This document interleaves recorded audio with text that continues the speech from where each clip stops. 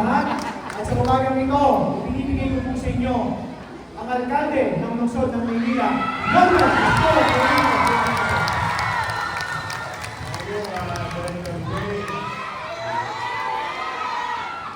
Hi! Hello! Masaya ba kayo? Tama ang sinabi ng nanay at tatay natin.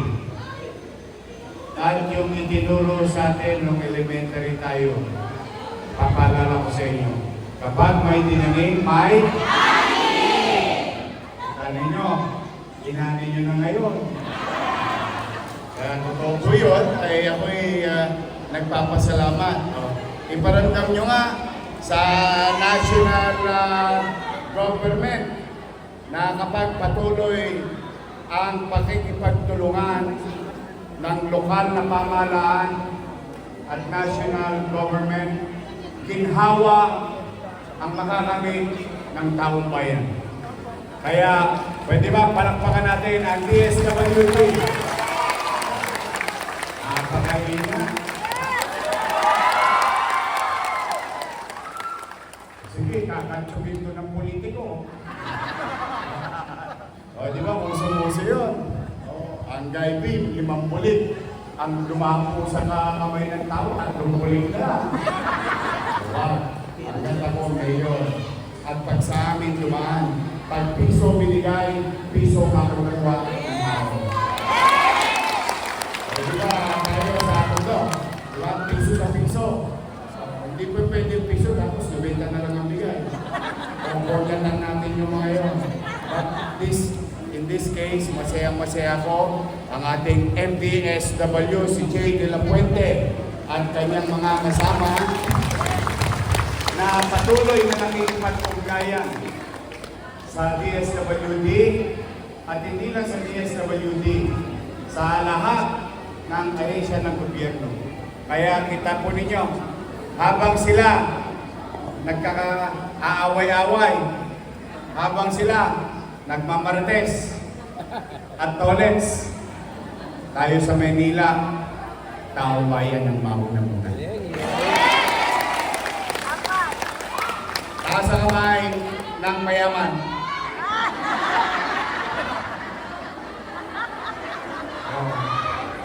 Taas ang kamay ng nakararaos naman. See? Nakita niyo yung difference? Kahit na tayo ay punong-puno ng pagsubok sa buhay, iniraraos natin ang anak natin. Iniraraos natin ang pamilya natin. Kaya ako bilang ama ng inyong lungsod, ang ating minamahal na lungsod, ganun din ang gagawin ko. Itatawin ko kayo lagi sa araw. Kaya congratulations. Kaya hindi masamang makinig sa mga lolo't-lola natin. Minsan yung kasabihan nila ay naging karanasan nila na isinasaling sa atin. Ang may tinanim, may amin! Kaya po, sa inyo lahat, masaya-masaya ako. Uwi kayo, paldo! Pakanan. At bibili niya ako. Kapilang, masaya na ako. Pero, masaya-masaya ako. Palakpakan ninyo mga chairman ninyo. Nandito. Yung ating Vice Mayor na may asin pa. Naasin na daw. But for now, I'm happy. Manatag kayo. Kahit kami hindi I love you.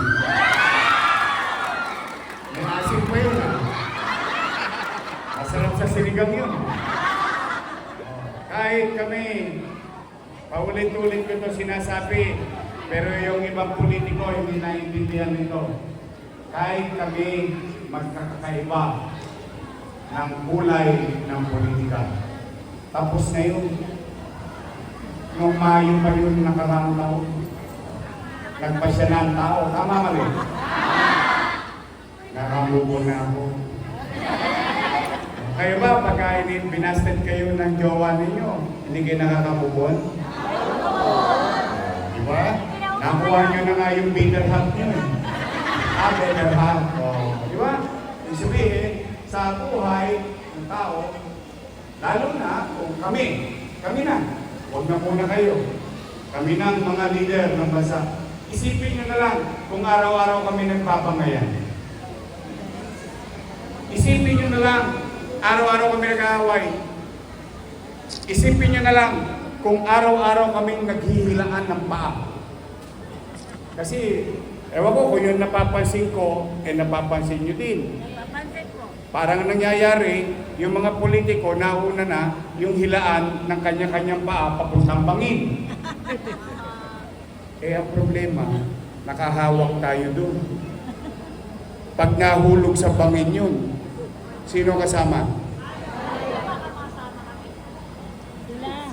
Diba? Tayong lahat. That's why, ako ayoko na. Pagod na ako sa ingay. Lunod na ang taong bayan sa ingay. Nakakapingi na. Walang tigil. Araw-araw. Naririnig niyo ba ako? Opo. Ha? Kita niyo, nabingi na kayo. Kaya tayo, focus sa Manila.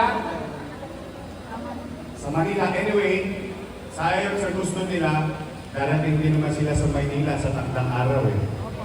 Magpapasya rin tayo sama-sama together.